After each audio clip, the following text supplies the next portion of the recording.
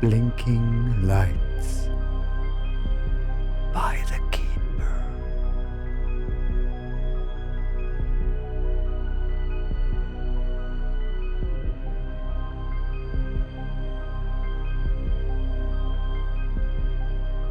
When I try to explain it, I have to wonder if I'm being stalked or just going crazy. I have never had a hallucination before, but my experience has me now believing in things I used to scoff at.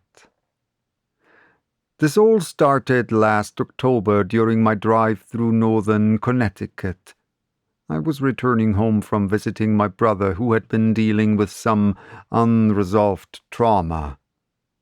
Both of us had been.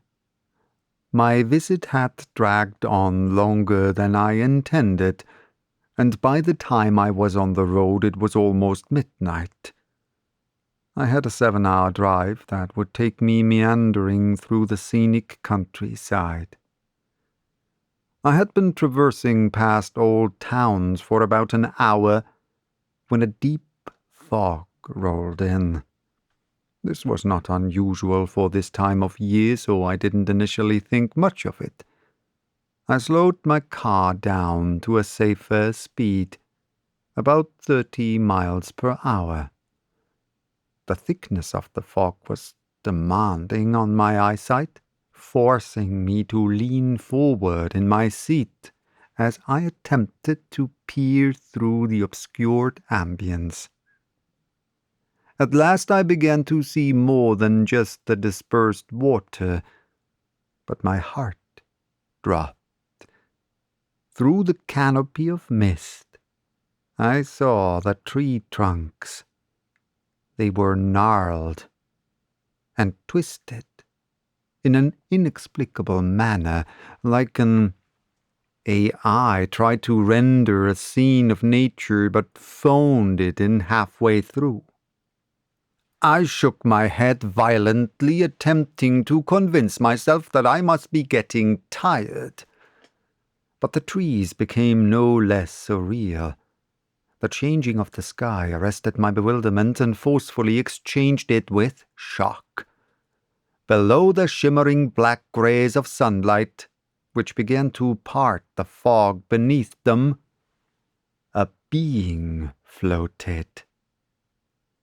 It was majestic and uncanny, humanoid in appearance, yet monstrous in its aura. Its proportions were off in a way that tingled the parts of the brain responsible for both disgust and admiration. I pulled over as my car engine began to sputter and go silent. My heart was pounding as I got out. I don't know entirely why I did. Part of me was stricken with fear over seeing more of that being, but that same part of me had more fear of not seeing it fully. The entire forest grew silent. The fog was now almost entirely gone, the only evidence of its evanescent presence being the humidity that clung to my car's window. I looked up in the sky where the being should have been.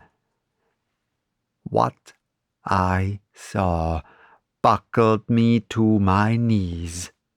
It was a giant circular shape. The formation of the shape was slightly bent, giving it an eye-like appearance. Inside the ring of floating steel was an eye of vapor. I then understood what happened to the mist and the sound. A vacuum was gently pulling the noise toward it and beckoning my soul to behold it. I remember whispering, "What the hell?" under my breath, but the words fluttered noiselessly from my lips as they were fished through the air by this floating structure. Immediately after, the noise started. This was not a return of the noise that I should have been hearing, but a new noise being born from this magnificent machine. A deep, reverberant hum that rippled through the ground. It traversed through my shoes and my spine violently. It was so low that I felt it more than I heard it. The trees reacted to its utterance, their leaves shaking off their branches from the unrelenting vibration. The eye in the sky began to rotate slowly, accelerating in speed. Suddenly beams of light brimmed from it, cascading beyond me, until they returned and bent around the structure supernaturally. This symphony of luminance blinded my vision. When my eyesight returned, I saw the beams shifting in their patterns, creating living shapes like long-forgotten symbols of antiquity crawling about the air. I stumbled backward and tripped on the berm of the road as my heart began pounding thunderously. I scrambled to get back into my car as I became more coherent of the danger I was in. I started slamming my car as I attempted to start it.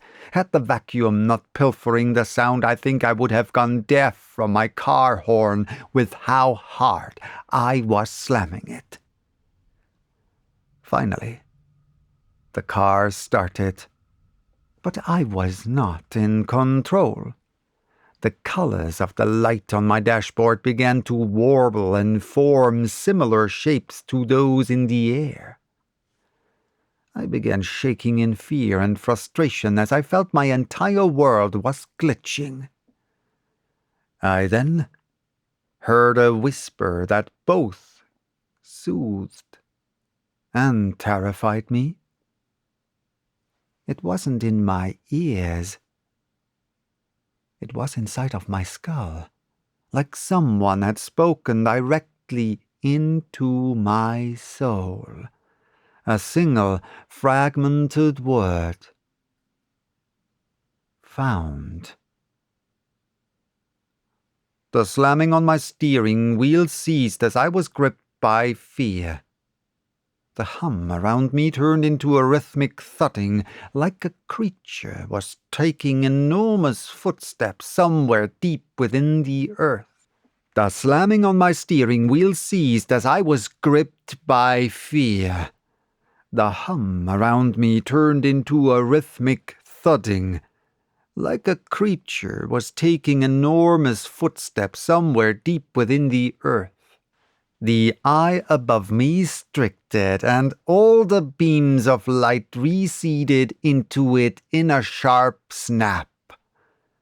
In a brazen flash, the being returned. It slithered out of the eye in a chaotic yet majestic cadence. It began to lower itself to the ground as if it was dangling from invisible threads. It was tall. Far too tall to be of this earth. Its arms were the length of its standing body. Its fingers were gnarled in their shape, but smooth in their glossy complexion. What fascinated me most was the face it lacked. Where this body feature should have been, was displayed only a featureless oval that reflected white light, like wet clay. I could feel all the organs in my body began to pulse in rhythm with the thudding as I realized it was beckoning to me. With all my might I shook off the pull of its allure and slammed my foot down on the gas, To my amazement, my car began accelerating. Frantically, I made the most ugly U-turn of my life as I began careening down the road in the opposite direction I had arrived. My car's radio turned on and began blaring in angry refusal as I created distance between myself and the entity. Only there was no melody of music from the radio. It was a cacophony of sounds too irreverent of earthly origin to describe. They wailed, enthralled in my ears so viciously I had to wonder if it was actually from my radio, or from the growing madness of my own mind. The trees of the forest began to assist the protest of my escape as they bent inward toward the road as I passed them. Some snapped viciously as they proceeded to ooze out a black, dark fluid. A fluid that matched the luxurious sheen of that being. The pedal beneath my foot must have been carving into the floor of my car. However, to my relief, I could see the hellish scene behind me grow smaller in my rear-view mirror. The sound around me didn't properly return for another 15 miles. I could no longer see the being, the eye, or any misshapen tree. But I was being followed. I could feel it. The radio had long since returned to normal, broadcasting the rock station I generally listened to.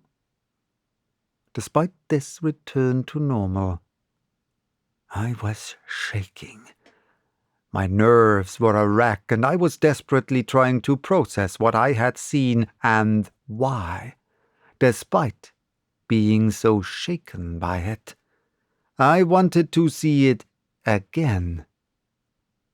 For days afterward, I tried to persuade myself that nothing had happened, that it was all either from sleep deprivation or being spooked by the dark.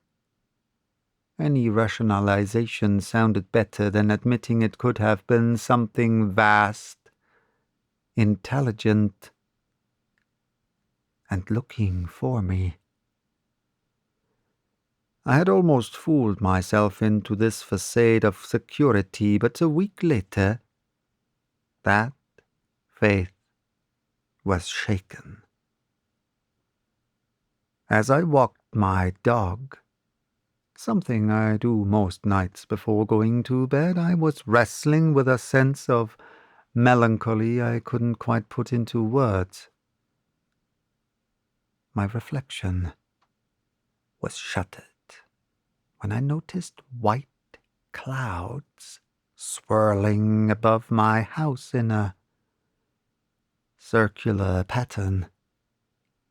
They created a shape eerily similar to the eye. Then it blinked. I was buckled to my knees again as I heard a loud, "Found you," from deep inside my soul. I don't think it was an eye in the sky. It was something looking through it. It was that being. It knows where I live. Yes, this time. I don't know if I will run.